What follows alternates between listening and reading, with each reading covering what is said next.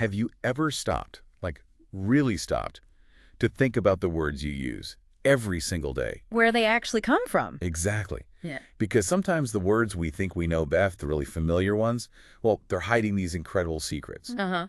Things that can totally flip what you thought you knew. Right. So today, we're taking a deep linguistic leap. We're diving headfirst into this really fascinating collection of words, all starting with the letter K. And we should probably start with a big one, right? Oh, definitely. Yeah. A prime example of a word where, loads of us grew up hearing this one origin story. Yeah. Only to find out it was, well, completely made up. Let me guess. Kangaroo. You got it. Kangaroo. Perfect.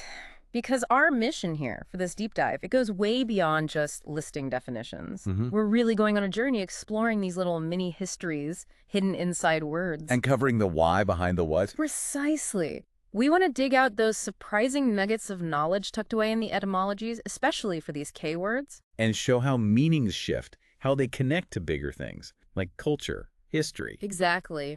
You'll find these K words, they offer this delightful window into human creativity, our adaptability, and just that intricate dance of cultural exchange over time. So if you're ready for some serious aha moments, the kind that make you look at language totally differently. And maybe feel just a bit more clued in about English. Yeah, a shortcut to feeling incredibly well informed about all those hidden depths. Let's unpack this. Let's do it. Okay, so, some words just seem to arrive with this fanfare, like they almost have a birth certificate. Yeah, you can point to exactly who coined them or the specific moment they entered the language, really clear origins. Right, rooted in a specific event or invention. Let's kick off with a real beauty, and I mean that literally and linguistically. The kaleidoscope. Ah, the kaleidoscope. What's truly fascinating about this one is how rare it is to actually pinpoint the exact moment a word was created. Usually it's much fuzzier, isn't it? Yeah, much fuzzier. But here, we know. It was coined by its inventor, the Scottish physicist Sir David Brewster, back in 1817. Wow, the actual inventor named it. He did, and he didn't just slap any name on it. He meticulously crafted it from classical Greek roots. Okay, break it down for us. Right, so it's a compound. You've got kalos, which means beautiful. Okay. Then eidos, meaning form. Beautiful form. And then the suffix scope, which we see in telescope, microscope. It comes from the Greek skopion, meaning to look at or to view. So literally a beautiful form viewer. Exactly. And it perfectly describes the actual instrument, doesn't it? It really does. That tube, the mirrors, those constantly shifting, mesmerizing patterns of colored glass bits as you turn it. I can almost picture it just from the words parts. Yeah. But what I find really cool is how fast it escaped the lab, so to speak. Yeah. I didn't just say a scientific term, did it? Not at all. That's what's striking. It jumped from science to poetry almost immediately. Really? Who used it? We see its first recorded figurative use in Lord Byron's Don Juan. No way, Byron. Yep. Published just a few years after the invention, he wrote, "This rainbow looked like hope. Quite a celestial kaleidoscope." A celestial kaleidoscope. It's beautiful. It is. And its quick adoption by a major poet like Byron shows the power of a really well-coined word. It didn't just name an object. It captured this abstract idea, Like a shifting, beautiful, maybe even deceptive pattern. Exactly. That idea resonated immediately. It expanded the word's meaning almost as soon as it was born. It shows how we instinctively grab onto words that help us describe dynamic beauty, whether it's in a toy or in the sky. Amazing. Okay, so from a word that was beautifully coined and documented, let's swing over to one wrapped in myth. the persistent myths. Kangaroo. This is where it gets really interesting for anyone who loves busting a good myth. Oh, I'm ready. Because, hands up, I definitely grew up hearing that classic story about kangaroo. The I don't understand story. Exactly. And it turns out it's completely, utterly, delightfully untrue. It really raises such an important point about how these linguistic myths just stick around. Why do they? Well, that common story, the one that says kangaroo, means I don't understand supposedly what an Aboriginal person said when a European asked about the animal. It's a perfect example of folk etymology. Folk etymology. Yeah, it's this fascinating thing people do. We create a narrative, a story that sounds logical, maybe even plausible, but it's historically false. It's to make sense of a word that feels foreign or strange. So just invent a story to fit. Basically, it satisfies our need for an explanation, even if it's got zero historical basis. The real origin, though, connects us directly to the indigenous communities in Australia. Right, to their knowledge of the land, the animals, Yeah. much more authentic. Absolutely. Our source material confirms kangaroo comes from an Aboriginal language of North Queensland, a language that's now, sadly, extinct. And it was the actual name for a specific kind of kangaroo in that region. That's right. It came into English in the late 18th century, which lines up exactly with that period of intense European exploration and colonization. So, Captain Cook's time. Precisely. The first species known in Europe, the great kangaroo Macropus giganteus, was discovered by Captain Cook himself in 1770. Wow. So the word's arrival in English is directly tied to those first, probably quite awestruck encounters. Encounters with a completely new continent, its unique wildlife, and its peoples, whose languages were unfortunately often misunderstood or just completely overlooked. The myth kind of obscures that real history. It really does. Okay, moving from nature, even myth-busted nature, to words tied directly to specific historical events. Let's talk Kilroy. Kilroy was here. A classic Second World War phenomenon. He was everywhere, wasn't he? This sort of mythical figure. Almost ubiquitous, yeah. Popularized by American servicemen who literally left his mark, that simple doodle and the phrase, absolutely everywhere they went. It's amazing when you think about how a phrase could go viral like that, way before the internet or anything. Totally. Kilroy was here as like an early, powerful meme. It left its mark in the most unexpected places. I've heard stories.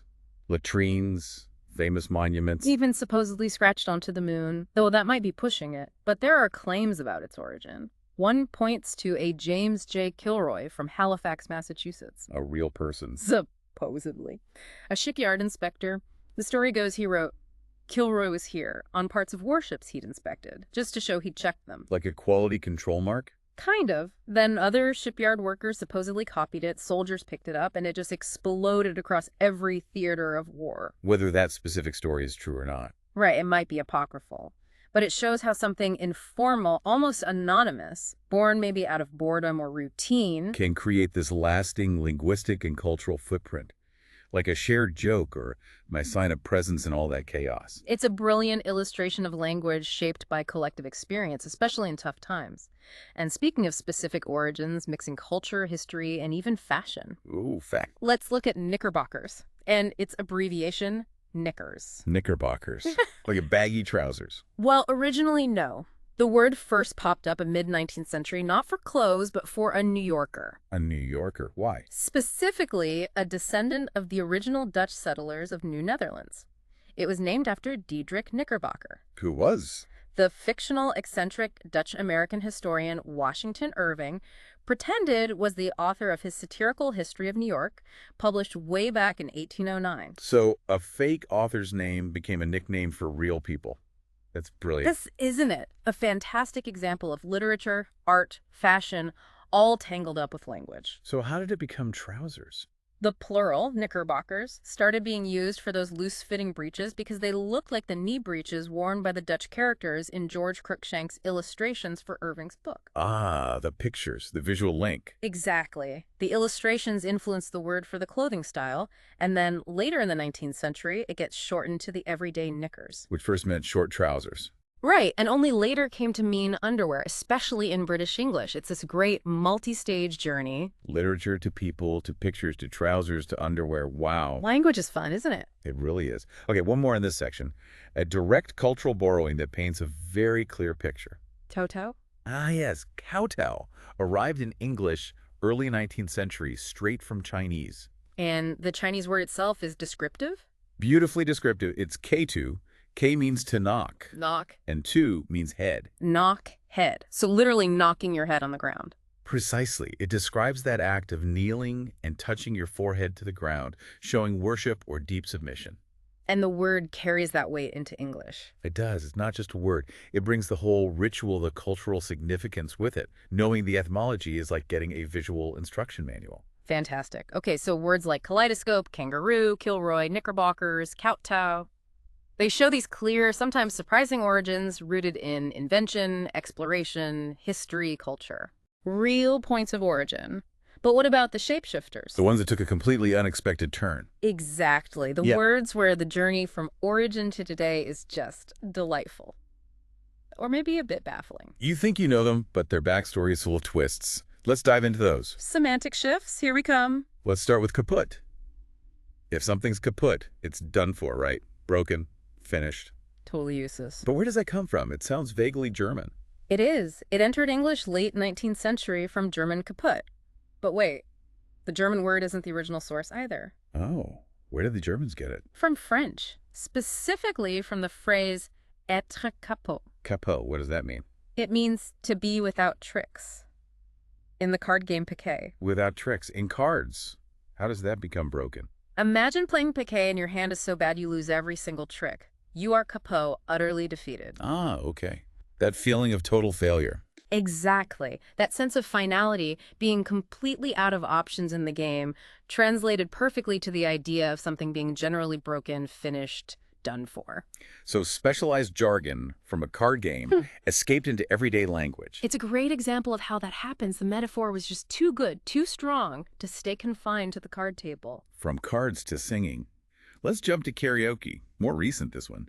1970s. Yep, 1970s. And its literal meaning is just so neat, so precise. It's Japanese, right? Direct from Japanese. And it literally means empty orchestra. Empty orchestra. That's perfect. Isn't it? It captures the essence immediately. Singing along, but the band, well, it's not there. The musicians' chairs are metaphorically empty. Wow.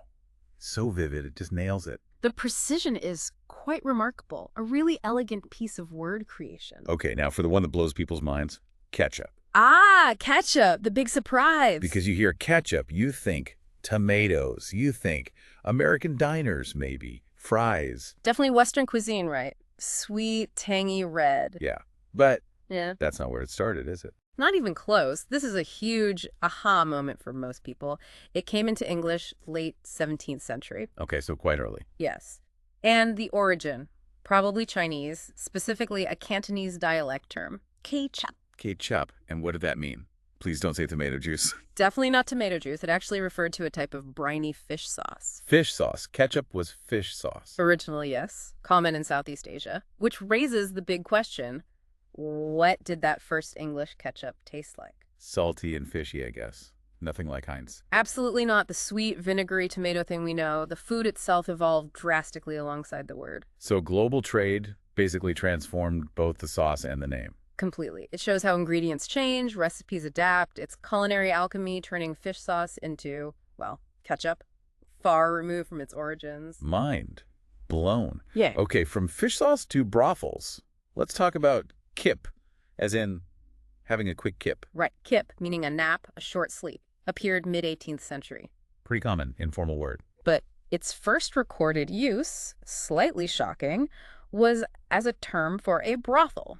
Wait, what? Kip meant brothel. How on earth did that become nap? It's a massive, seemingly unrelated jump, isn't it? The ultimate origin is murky, but one theory links it to the Danish word kippe. Kippe, meaning Hovel or tavern. So the idea might be a word for a basic lodging, a temporary place to stay. like a hovel, a pub, or maybe a brothel. Could have broadened to mean any place you rest temporarily and then narrowed down just to the act of resting or sleeping itself. So it sort of laundered its reputation over time? You could say that. Slang, even dodgy slang, can creep into general use and eventually shed its shady past. It's baffling, but linguistically fascinating. Truly baffling. And if Kip is baffling, kitty is maybe even weirder. Kitty is a real head-scratcher. Early 19th century, it meant jail, prison. Kitty meant jail, like in the kitty. Apparently so. But then, late 19th century, it takes this completely different turn and starts meaning a fund of money shared by a group. Like the kitty for the office party or in a poker game. Exactly. And the origin for the jail sense, unknown, which just adds to the mystery. It's another one where the connection just isn't obvious at all. Jail to money pot. How? We just don't know. It's a linguistic dead end on that initial shift. Sometimes language just evolves in ways we can't trace anymore. Maybe some old slang connection that got lost? Very possibly. A bridge that's collapsed over time. It reminds us there are always gaps in the history. Wow. Okay, so words like kaput, karaoke, ketchup, kip, kitty. They really show language as this living, unpredictable thing. Constantly changing, sometimes in delightfully weird ways. But what about words that change more gradually? Slipping and sliding over centuries. Ah, the slow burners. Words that broaden, narrow, or completely shift their connotations over long periods. These often tell us a lot about changing cultural values. Right, where the original meaning might really surprise you. Let's start with keen. Keen. Such a common word now, meaning eager or sharp. A keen student, a keen knife edge. But its roots go way back to Old English, the word seen. Seen. And it meant? Primarily brave, daring, or bold. It's Germanic, related to Dutch coon and German coon, which still mean bold or brave. So it started with courage. Courage, yes. And also, in Old English, it could mean wise or clever. Brave and clever. Okay. Yeah. How did it get to sharp? The sharp sense, like a keen blade, dates from Middle English. And from that literal sharpness, it extends figuratively. To a sharp mind, or a keen interest, meaning intense, enthusiastic. Exactly. It's a common pattern. A physical quality, sharpness, transfers to mental or emotional qualities. Intensity, precision, having a cutting edge. It all links back. Fascinating. From brave to sharp. Okay, now kind. Seems simple, but you mentioned it has two distinct origins. It does. It's a wonderful case study. First, there's the kind related to nature or class. Like, what kind of fruit is this? Precisely. It comes from Old English or jacent, related to our word kin. Original meaning was nature, the natural order, or innate character. So it's natural category. Makes sense. That led directly to the sense of a class or type distinguished by innate characteristics. That's kind. The category kind. Okay, so what's the other kind? The be kind, kind. Benevolent, nice. That's kind. It comes from the same Old English root, gesind, which also meant natural or native. Natural. Okay. How does that become nice? In Middle English, the earliest sense of this branch was well-born or well-bred. Ah, the social class connection again. Exactly. The idea was that being natural or well-born meant you were inherently or naturally well-disposed, courteous, gentle, benevolent. So nobility was linked to niceness. That seems to be the underlying assumption in the language's evolution. The adverb kindly even comes from Old English descendalis, meaning naturally or characteristically. Wow, so when we call someone kind, we're unconsciously tapping into this ancient idea of well-bred or natural goodness. Pretty much. It's quite a philosophical nugget hidden in a simple word. Those two paths, category and disposition, both stemming from nature, converged into one word but carry those subtle echoes. Incredible layering. And speaking of social roles, let's look at knave and knight. Polar opposites now. Diametrically opposed. One a scoundrel, the other a hero. But they started similarly. Remarkably similarly. Both basically meant boy or servant in Old English. No way. Both. Both. Let's take knave. Old English nafa meant boy or servant, related to German knave, still meaning boy. So how did it become rogue? That negative sense arose pretty early, probably developed from describing a servant of low status, maybe seen as untrustworthy or of ignoble character. It went downhill. Okay, so knight, same start. Same start. Old English knight also meant boy, youth, or servant, related to Dutch knecht and German knecht, still meaning servant or farmhand. So how did that one get promoted? Big promotion. The sense of a man awarded a title of honor associated with chivalry and status that dates from the mid-16th century. It completely elevated the word. That's an amazing contrast. Two words, same humble origin. One sinks to rogue, the other rises to honorable warrior. It's like a linguistic fork in the road. Why did they diverge so dramatically? It must reflect societal values, judgments about different types of service or character. Maybe some servants gained respect through loyalty or fighting, while others didn't. Perhaps. It shows how social structures, status, moral judgment, all shape a word's destiny. Fascinating stuff. Absolutely. Let's move to another everyday word with a bit of a shadow. Kid. Ah, kid. So common for children now. But it wasn't always children, was it? No. It first appeared in Middle English, meaning a young goat. From Old Norse kith. A baby goat, like kidding around. Possibly related, yeah. And applying animal young names to human children is super common across languages. When did it start meaning a human child? Late 17th century. But initially it was considered low slang, a bit informal, maybe disrespectful. But it caught on? It did. By the 19th century, it was common in familiar speech, totally acceptable. Okay, so goat to child, but then there's kidnap. And that's where it gets dark. Really dark. Tell us. Kidnap also dates from the late 17th century. It's literally kid, child, plus the slang word nap, meaning nab or seize. To dab. Seize a child. And its original context was horrific. It specifically referred to the practice of stealing children, often poor children, to provide forced labor, basically slaves or indentured servants for the American plantations. Oh my God. That's brutal. It's a chilling reminder of history embedded right there in the word.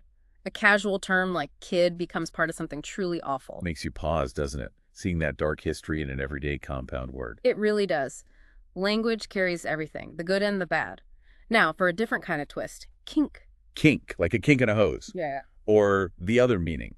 Exactly. It started literally late 17th century. It was a nautical term, a twist in a rope or chain. Yeah. From Middle Low German. So just a physical twist. Right. And the adjective kinky just meant having twists, full of kinks, literally. But then? Then, relatively recently in the 1950s, you get that dramatic semantic shift.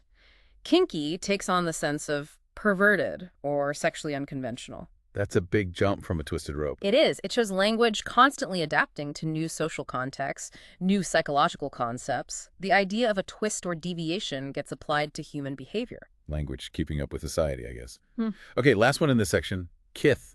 We only ever hear it in kith and kin, right? Almost exclusively. Kith itself comes from Old English sith. And it meant more than just friends. Oh, yes. Originally, it meant knowledge, also one's native land or country, and then also friends and neighbors. Quite broad. Knowledge, homeland, friends.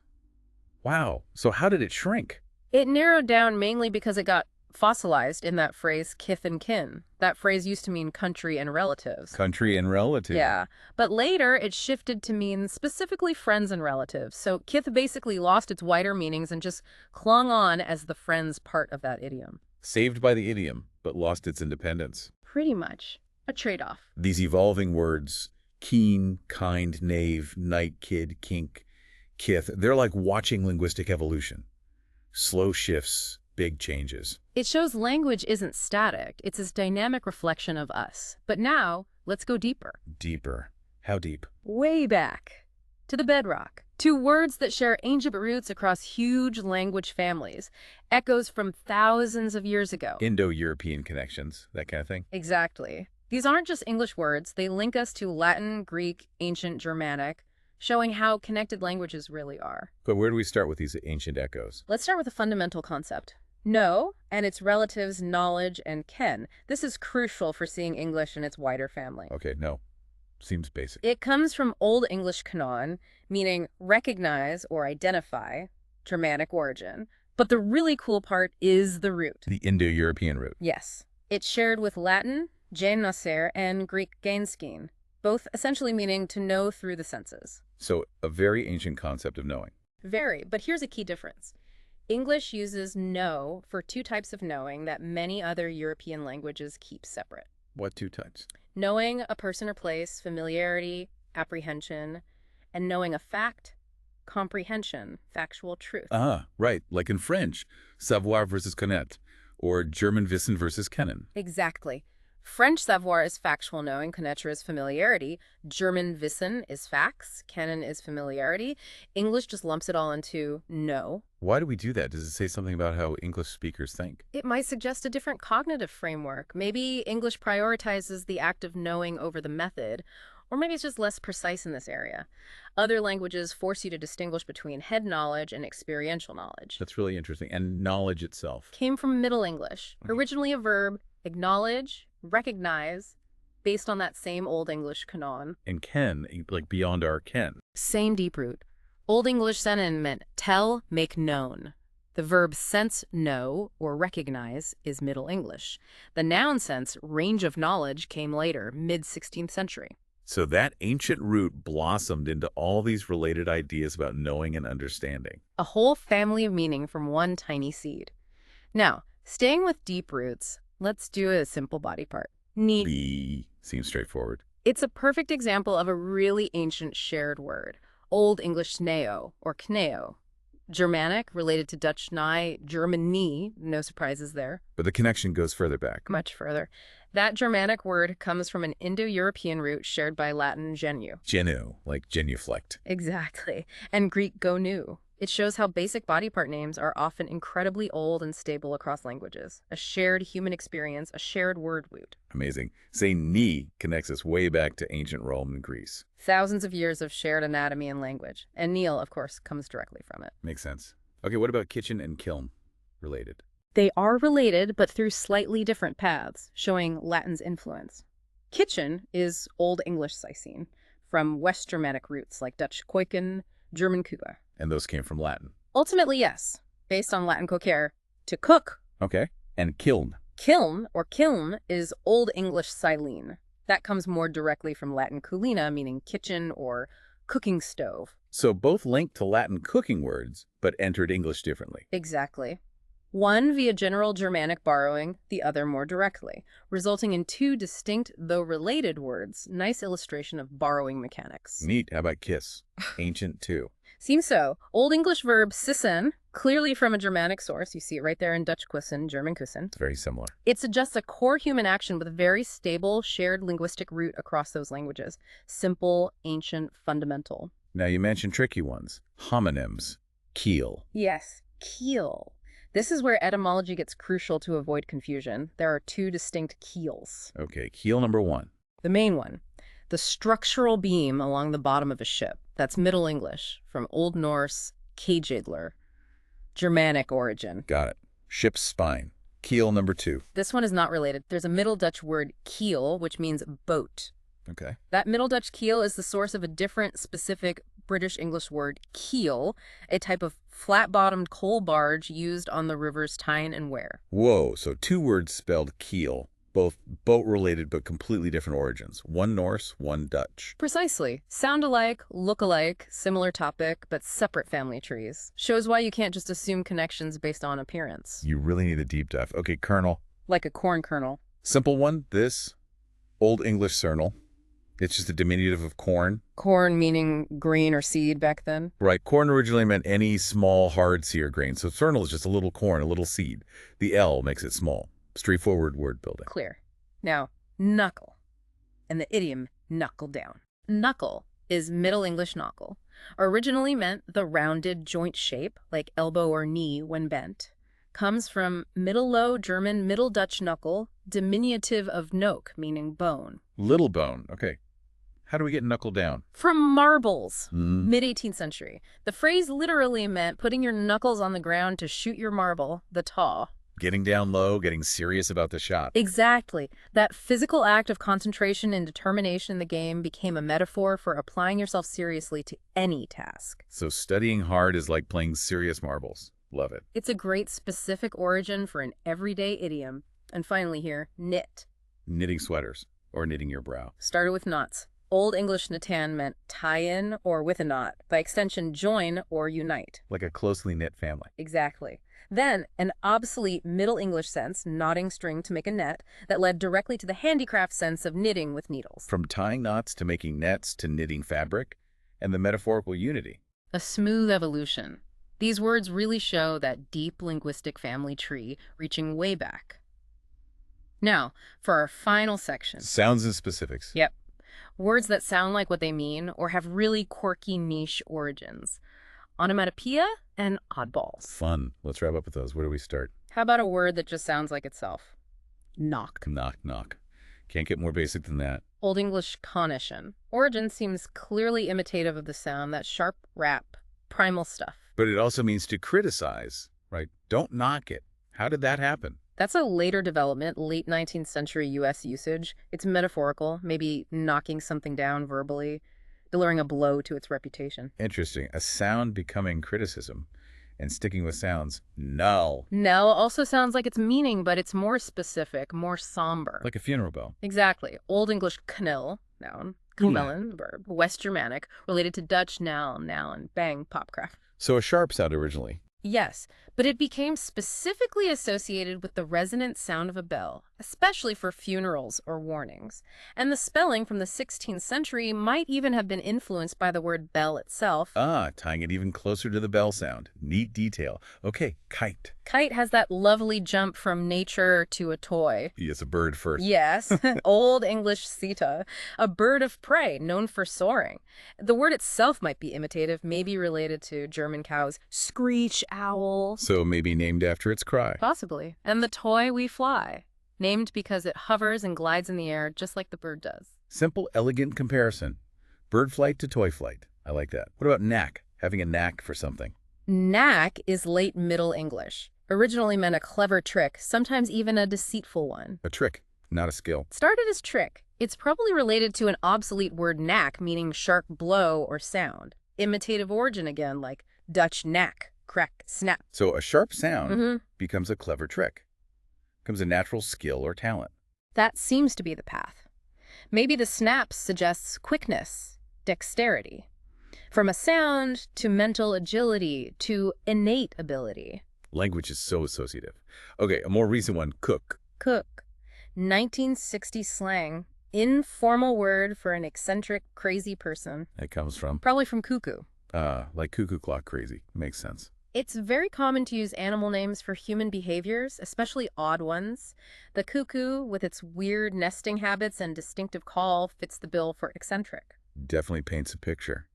Now, kayak, a specific object, specific origin. Very specific. Mid-18th century borrowing, straight from Inuit Gaiak. Inuit, okay. And what's key is that Gaiak is a term found across all the Inuit dialects, from Greenland right across to Alaska. Wow, widespread. It shows direct borrowing from an indigenous language, recognizing Arctic transport ingenuity. The word carries that whole history of design and survival. Important cultural connection there. Yeah. Now for something much more informal. Keks, British slang. Yep, keks. Yeah. 1960s informal British English for trousers, or sometimes knickers or underpants. Where did that come from? It's just a phonetic respelling of an older, obsolete word kicks, which also meant trousers. Kicks meant trousers. Yeah.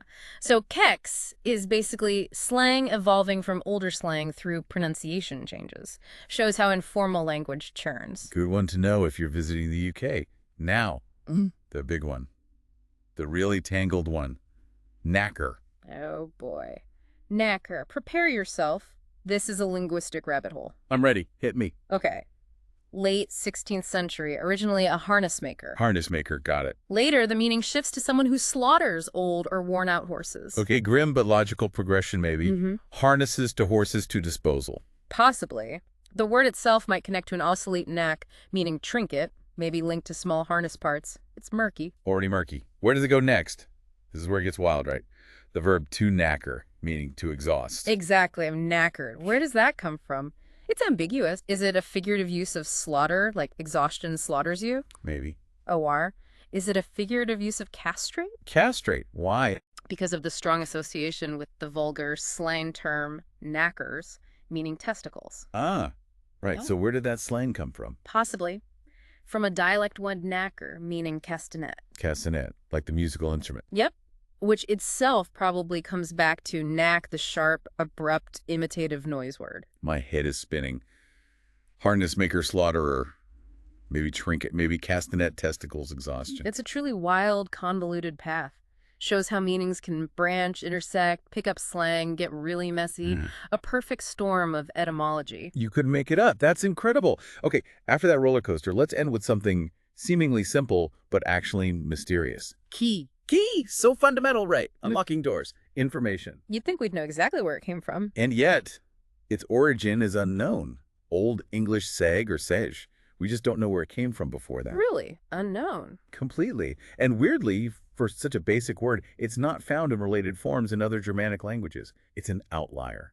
Standing alone.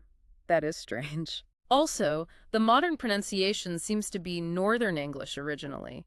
How it became standard everywhere is unclear. And historically, Yes. in poetry, up to the late 17th century, it often rhymed with words like day, way, say, suggesting it used to be pronounced more like K. Whoa. So a common word, mysterious origin, unique in its family, and its sound changed. It's a tantalizing puzzle. Why does such a fundamental word have such an obscure history? A reminder that there are still secrets hidden in plain sight in our language. What a fantastic journey that was. Yeah. Seriously, from karaoke's empty orchestra to the real story of the kangaroo. And those massive shifts like knave and knight starting as the same thing, or Kip's journey from brothel to nap. Right. These K-words have just unpacked so much hidden history in the words we use without thinking. Each one is like a little time capsule. Exactly. Each word is this tiny vessel carrying centuries of human experience, cultural mixing, changing ideas. Hopefully this has given everyone listening a fresh look at language. Revealing all that complexity and those amazing stories just under the surface. And maybe sparked a bit more curiosity about how words actually work. Definitely. So, as you go about your day, maybe pay attention to the next K-word you hear or use. A kettle boiling, a kind word, even just knocking on a door. Think about it. What hidden history might it be holding? It's waiting for your own deep dive. And maybe consider this. If just the K words hold such rich, evolving, sometimes totally baffling stories, imagine the narratives waiting in every other letter, What other linguistic surprises are out there? lurking just beyond our ken.